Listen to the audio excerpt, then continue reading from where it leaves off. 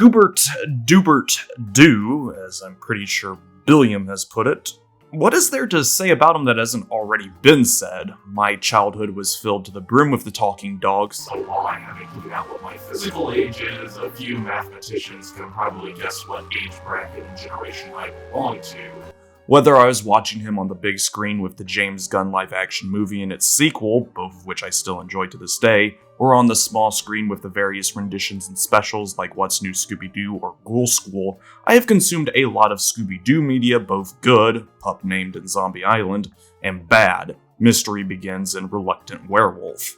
That includes the games from Unmasked and its reference to Dragon Ball, to the subject of today that I never beat despite owning it back in the day. Another case of me wanting to revisit something that has been left unfinished from my murky past, though in this aspect of the licensed game viewpoint, let's just say that time hasn't been kind to my memories of Cyber Chase, unlike Scream Team.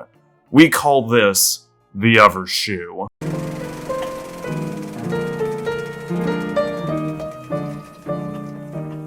While this may have been a THQ and WB Interactive joint publishing venture, in the hot seat for Cyber Chase was Art Inc., a fairly unknown Japanese developer that got their start with co-developing the 2000 release International Soccer Excite Stage 2000 alongside Epoch, who around the time was going the way of the dodo since they only made 2 more releases following Excite, a Doraemon title, and Magi Nation, who they worked with Interactive Imagination to develop.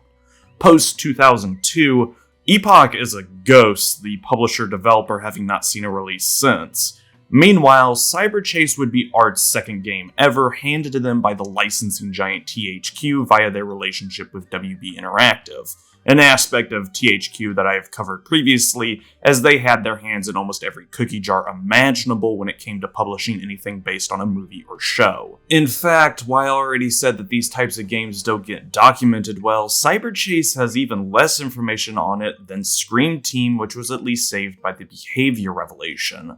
That leaves me with the players who are a part of the teams, as because this was a 3-way venture, a few notable people did actually work on this game. While the executive producer on the THQ side was Carolina Baroza Barnes, who mostly stuck to producing licensed schlock, like the Game Boy Color and advanced versions of Monsters, Inc. The Game, the former developed by Vicarious Visions, who handled a lot of the later Guitar Hero games on mobile platforms, but are more known for the Skylanders Spyro series and having art credits for Destiny 2 before being merged into the vile giant known as Blizzard. She was a part of the team that produced SpongeBob SquarePants Employee of the Month. That isn't a landmark for anyone but one specific person who will get a kick out of that, as Carolina wasn't that notable compared to Anna Donlon, who is the senior producer for Modern Warfare Classic and Black Ops 1 and 2, 3 highly regarded Call of Duty games.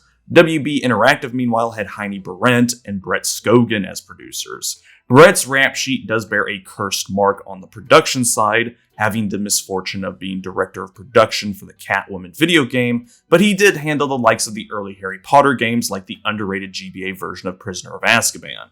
On the business front, his sole credit is under publishing management for Drowned God, the hairy horse creation that deserves a video on its own because of the ska surrounding it. Heck, most of you have probably seen Nexpo's video on the topic. Guess that's another curse mark for Brett, as he hasn't been seen since 2004's Cartoon Network Block Party, which he directed. Heidi, meanwhile, has a tenure with Batman, serving as producer for Vengeance and Rise of Sin Tzu, 2 games that are often lost within the shuffle of the Batman series. Vengeance, an honestly good game, and director of production for Arkham Asylum.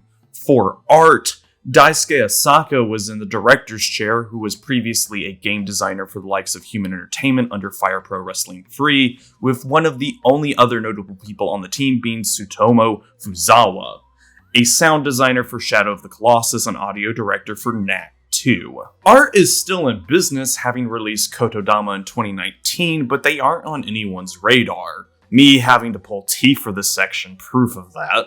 Cyber Chase the game saw release in 2001 for both PlayStation 1 and Game Boy, with America getting the titles a few days before the movie's direct-to-home October release, while those in the EU saw it in December. Since Cyber Chase is a title lost to time, like with a lot of licensed games, The only way to play it besides owning an original copy is booting up an emulator. EPSXE once again coming in clutch for me with the PlayStation 1 copy.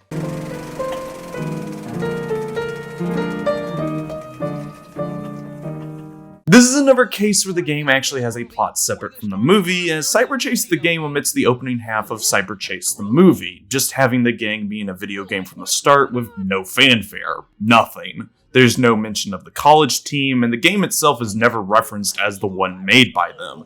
This is another wholly different video game, or at least I'm going with that, as it adds something to this wafer-thin excuse of a story. In fact, the only bits of plot we get is the very beginning, the gang realizing they have to catch the Phantom Virus, and the very end, the gang catching the Phantom Virus. This is either a clever idea or a lazy one, depending on how much you like the baseball revelation, and the final fourth of the movie, seen as the Cyber Chase, is a crummy Scooby-Doo adventure long in the tooth of its pacing in the beginning, and not spending enough time in the game in the second half. All the film has going for it is the fun chase sequences, Hello Cyber Dream, a catchy little earworm, the final level with the Mimic Gang, and the returning villains. But this isn't a review of it, so yeah.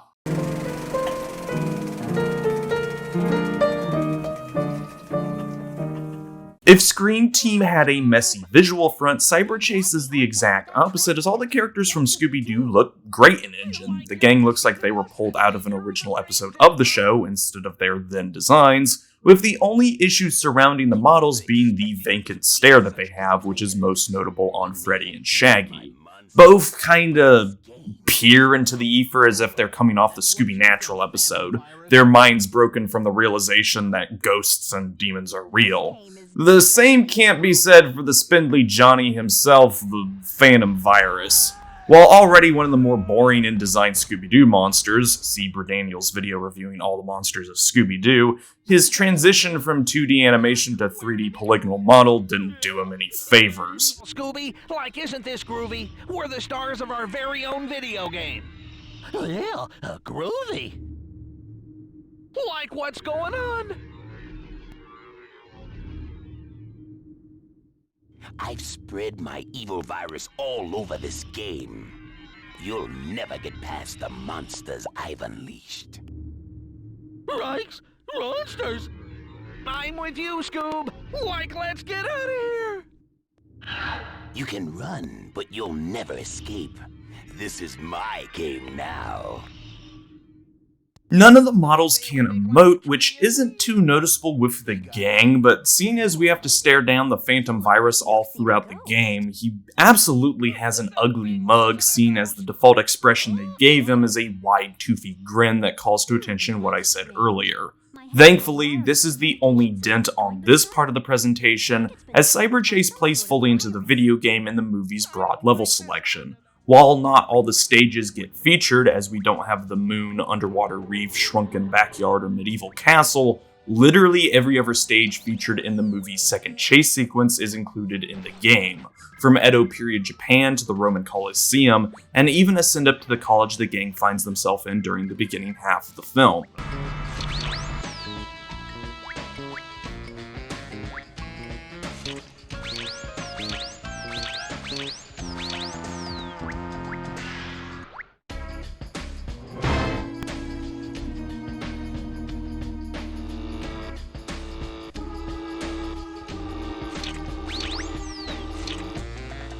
Get out of here!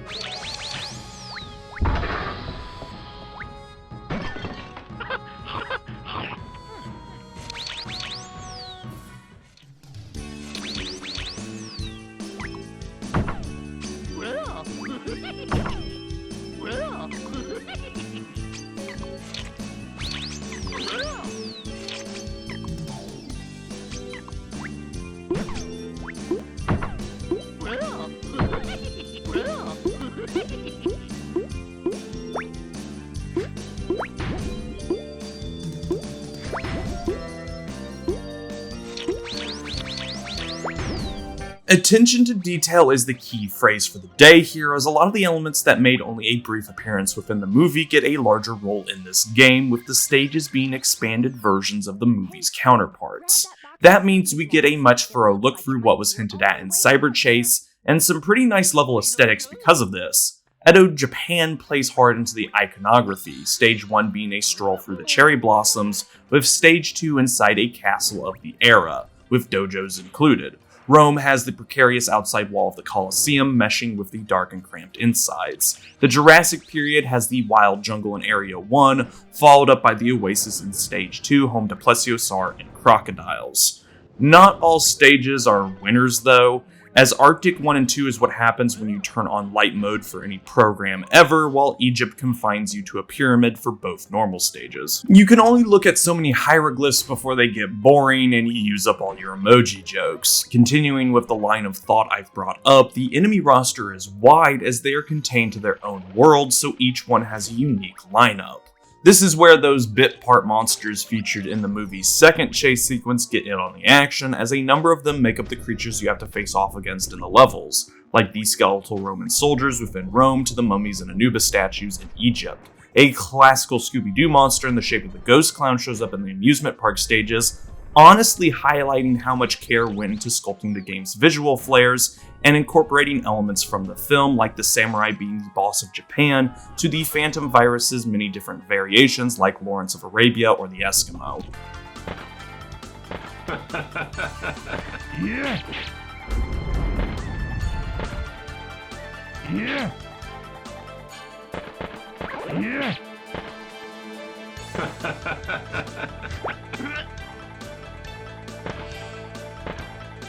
Yeah. Yeah.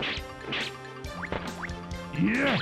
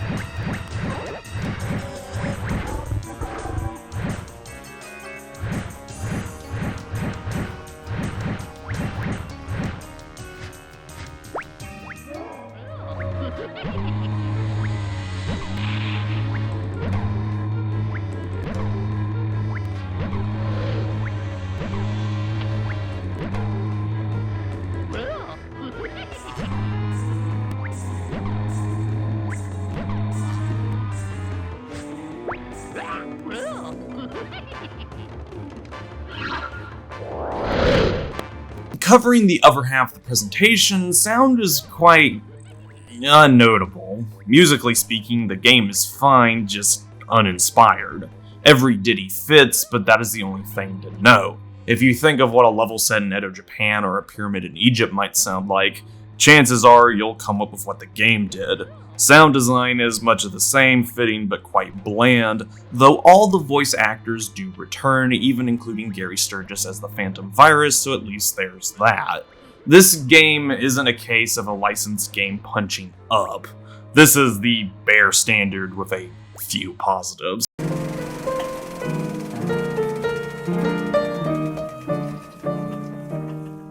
Scooby-Doo and the Cyber Chase is a 3D platformer akin to the likes of Crash Bandicoot. This is the other side of the spectrum, as there are little to no collectathon elements, and each stage is basically an obstacle course you must survive through. This means level structure is confined to straight A to B affairs, each world having 2 normal stages and a boss before you move on to the next one. As with the previously covered Screen Team, there isn't a difficulty select, but my summation of Cyber Chase on the Moe scale lies somewhere between a Blood Diamond and the Millennium Prize problems. In less pompous terms, Cyber Chase is about as hard as stale sourdough with a spicy kick of mold to really put you on the floor and ask what choices led you to this chapter in your life.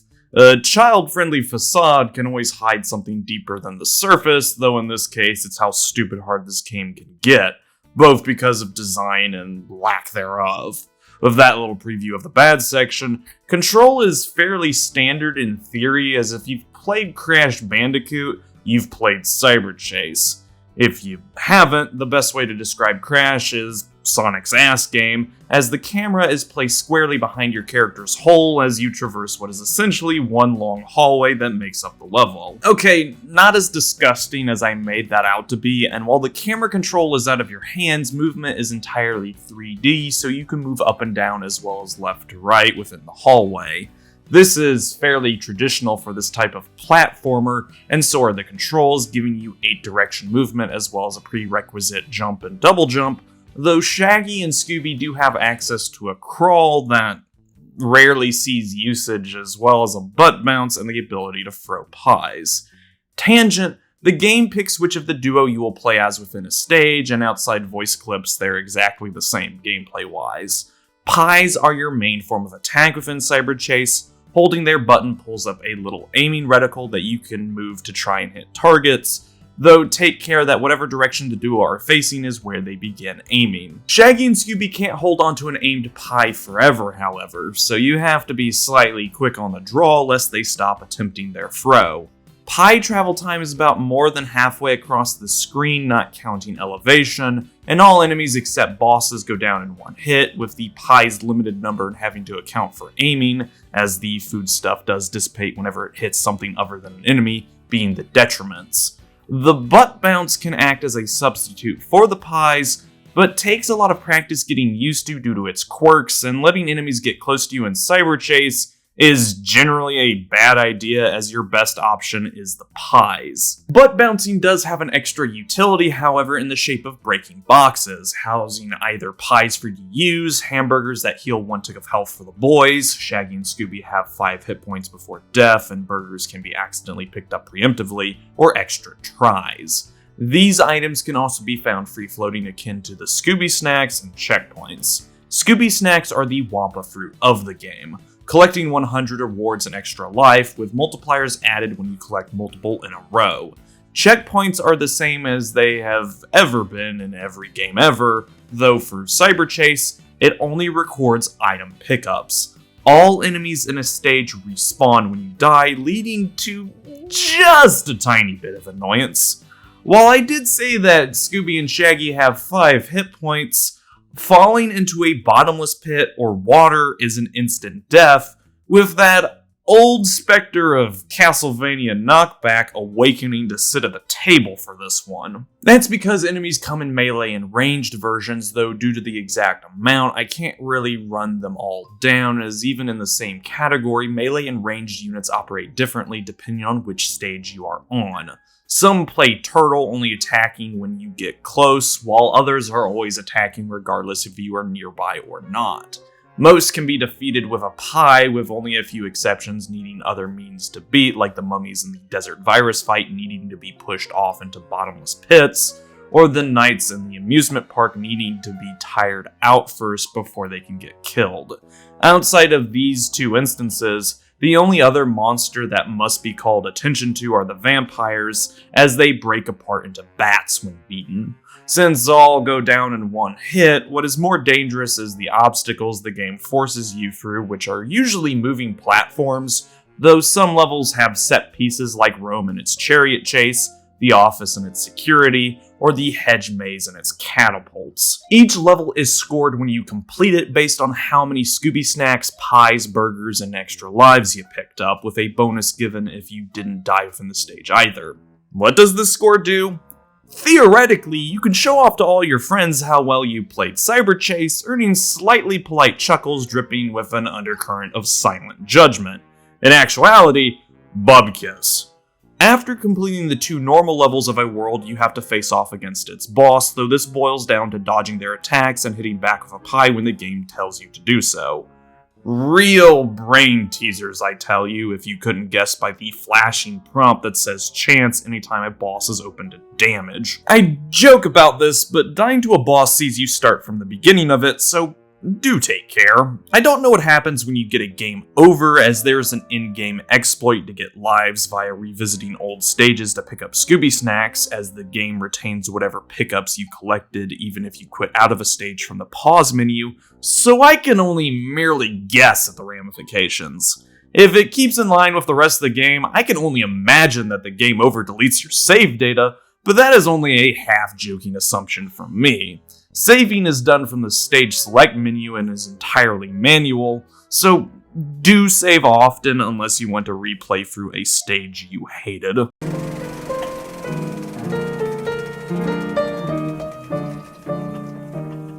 Is it sad to say that most of the good parts of this game come from the presentation? World design stands out as the shining beacon against the worst this game has to offer, and even then, that doesn't account for much. It is so hard to come up with positives that aren't backhanded here, as the general length of the game is short, meaning I don't have to suffer for too long. All items respawn when you exit a stage, whether by completing it or quitting out, allowing you to hoard lives with Scooby snacks for when you inevitably run into a section that will drain you of them. Enemies, for the most part, are passive and can be ignored whether through clever jumping or sheer abuse of iframes. Shaggy and Scooby are tanky with 5 hit points, giving them room to ration out their health as hamburgers show up consistently, allowing you to damage boost. Scooby snacks have multipliers on them, giving you easy lives to farm. All I have said here are slight remedies to the elephant in the room. Cyber Chase isn't a good game on the whole, and any positives are in spite of the game instead of design choices that had some thought put into them, with the execution being poor. We aren't in jank territory like I or Wrestling Revolution.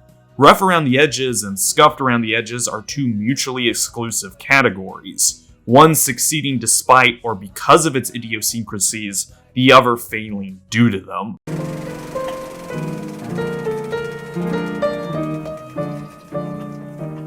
You know it's bad when you can spot problems within the first level of a game, and Cyber Chase doesn't so much start rolling downhill as we more or less catch it already tumbling off the peak halfway towards the bottom.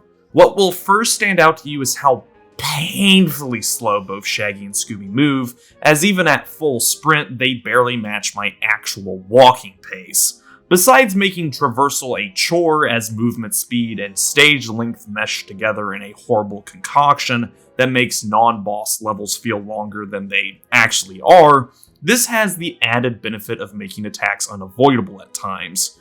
More on this later, as regular enemies don't call attention to this, but bosses more than definitely do. If that wasn't enough, Shaggy and Scooby's momentum retention, while minuscule in almost every other part of the game, has a huge impact on platforming that usually sees you dangle precariously over bottomless pits that are instant death. If you don't make every jump with a running start, Shaggy and Scooby barely go the distance you need them to go, making stationary platforming surprisingly difficult as they went to the Belmont School of Jumping. But shockingly, the opposite is also true. S&S have oversensitive air controls that makes landing on the number of small platforms you have to harder than it needs to be, me both over and undershooting because of dealing with compensating for both this and the duo's landing momentum. The stoner and his dog shift ever so slightly forward after landing from a jump, a death sentence on those previously mentioned small platforms, as here's what you have to balance out. the needed momentum to actually make the jump, the overtly surgical air controls that make landing more of a hassle than it needs to be, the size of the platforms in question with the added benefit of a bottomless pit as a safety net, and this tiny wrinkle in the form of the shifting. Not even Prince of Persia tasks you with managing such factors, and it bills itself as a methodical platformer. Oh, and this isn't even getting into the other detail you can spot from level 1, the camera. Akin to Crash Bandicoot, the camera is always stationed behind our twosome, but at such an angle that it makes regular jumps blind as you can't judge distance between platforms. This'll rear its ugly head whenever you have to deal with moving ones, whether they swing up and down stationary or move forward. Egypt is the microcosm of this whole fiasco, but almost every stage past Japan gets to ream your diddle hole for free with its inane design. Like, Egypt is the pinnacle of Cyberchase's shitty platforming, but even before then there's the first Rome stage and its harsh camera angles, the second Jurassic stage and its tightrope walking on small moving platforms, and City 1's horrendous skateboarding section. These all fall under the big top of the terrible platforming, with the other stages merely giving you a break in between so you can prepare for the next violation of your bodily orifices. Back to the front, the second issue that will become immediately apparent to you within Cyberchase is the configuration of the controls. Not that they are laid out poorly, but certain moves pertain to others. The butt bounce makes an ass of itself since it can only be used after a singular jump, not a double. The activation window is a pain in the derriere as well, since it only seems to be usable at the height of the jump. This isn't a case of literally every other platformer where as long as you hit the button in the air, you do your ground pound a la Spyro Crash or other mascot games. If you don't match the ground pound button in the air, it ain't coming out. Speaking of things that leave your behind sore, landing the move is a trial in of itself as the exact hitbox is about as wide as Hank Hill's buttocks. And like before, this is connected to the whole jumping problem, so prepare to overshoot and undershoot with your dumpy. God help you if you run out of pies, as it is your only means of defense without them, not that cream pieing someone is an effective combat strategy either. Whoever thought that the main method of attack in Cyberchase needed to be an awkward to aim limited and supply ranged weapon deserves to be thrown in the game themselves and see if they can beat the Phantom Virus. Once again, the camera plays its hand, relishing in your abject misery as you try to spin Shaggy and Scooby around to hit anything, the joke of a weapon more often than not leaving you with pie on your face, as enemies are either positioned in a way that trying to hit them is risky, with it being better to just try and avoid them, or if they get too close, leaving the custard dessert useless, as its windup will ensure you eat damage. Unless an enemy is directly in front of you, which is regardless of any direction you and whoever you're dealing with is facing, you will have to dial up the duo to get their aim just right, leaving you especially defenseless against ranged opponents. Ranged opponents mostly stationed near holes, as my Belmont reference wasn't just for a cheap joke. Cyberchase has knockback. Put 2 and 2 together and you have stints of abominable segments within levels like Rome 1 where the Rampart skeletons can easily send you to your doom with their bones, while you have to sight in your pies if you want to get rid of them, leaving you more susceptible to a long fall.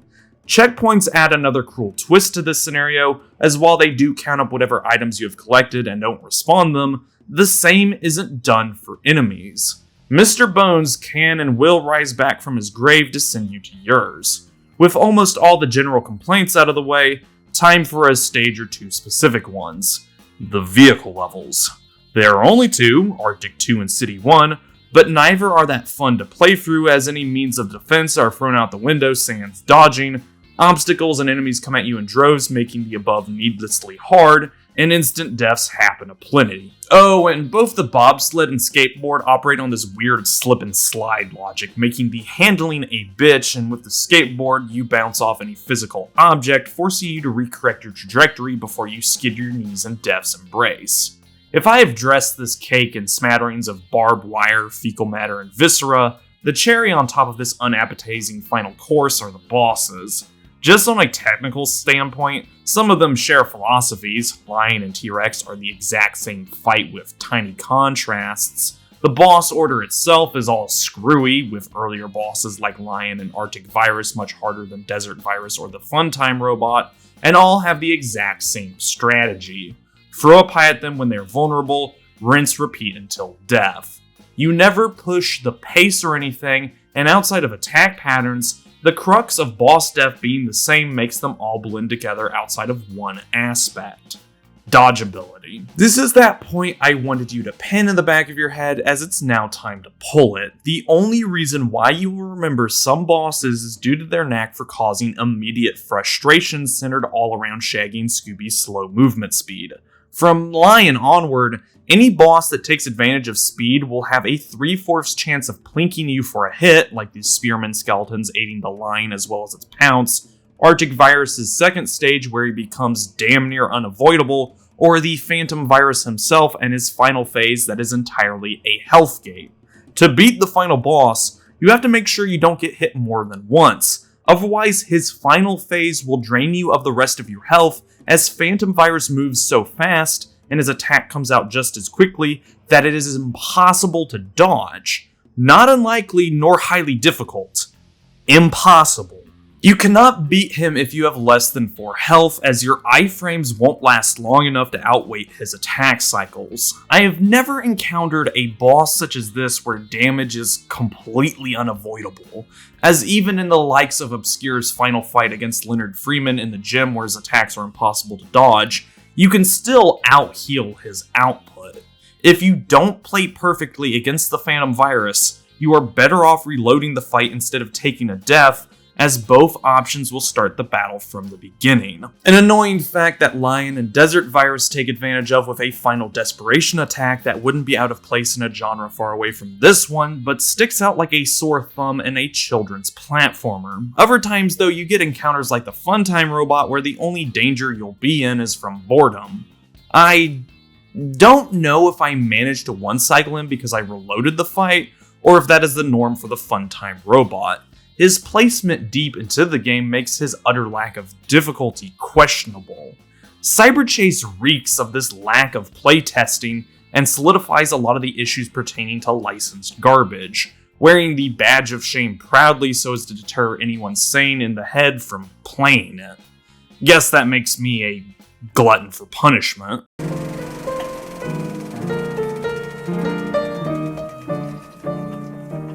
Scooby-Doo and the Cyber Chase is a frustrating game, lacking sorely in good ideas but bombarding you with terrible ones. The extreme camera angles make general platforming a pain in the ass, with deaths happening aplenty due to the awkward relationship between it and Scooby and Shaggy's physics, and the bosses run the gamut from snooze fest to unfair.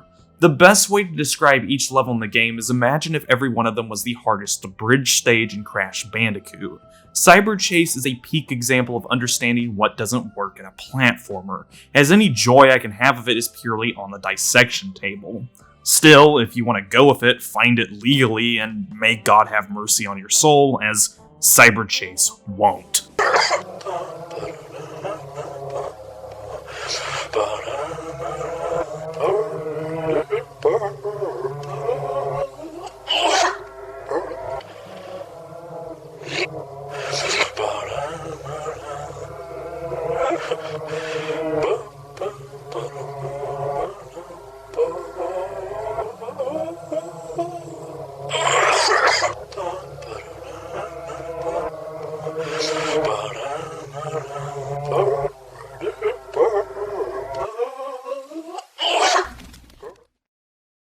Back then, the furthest I got within Cyberchase was past Rome, so I didn't even know of the horrors lurking within that would have absolutely frustrated me as a wee child nay-high to a sand mouse. I didn't have patience back then unlike I do now, or should I say tolerance, seeing as I've beaten Devil May Cry 2 4 times, twice as each character, because whatever part of my brain that filters out the bad and tells me to stop inflicting suffering on myself is caught up somewhere between retaining random factoids that amuse no one but myself and my preferred taste in fictional women. Granted, sometimes that part of my brain works, but it's like an old TV. You might have to smack it once or twice to get it going for a while before it begins to fail again. That said, bad games do provide their own insights on what makes good games stand out.